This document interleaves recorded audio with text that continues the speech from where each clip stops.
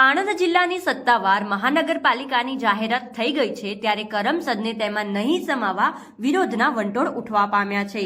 સરદાર પ્રેમી અને કરમસદની જનતાએ કરમસદ આણંદ મહાનગરપાલિકામાં ન સમાય તે માટે પ્રયત્નો હાથ ધર્યા છે।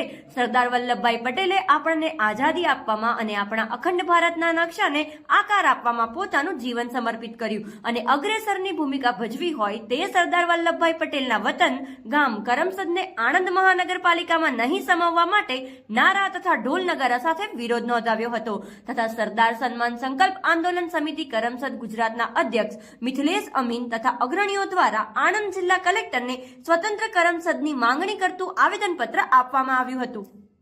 ખાસ કરીને આટલા વર્ષો પછી પણ આપણે જ્યારે મહાનગરપાલિકાઓ બનતી હોય અને એમાંય વર્ષોથી કરમસદને હવાલો આપવાનું આંદોલન વર્ષોથી ચાલી રહ્યું।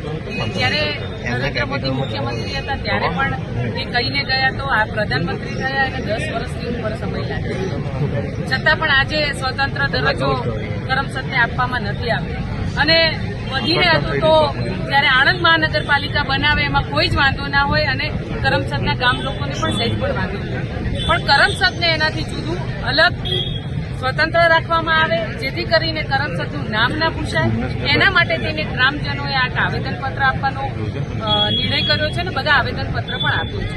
આવનારા દિવસોમાં જો આ સરકાર નહીં માને તો જેમ કીધું એમ કે ગુજરાત વ્યાપી આંદોલન આપણે 2015માં પણ જોયું છે।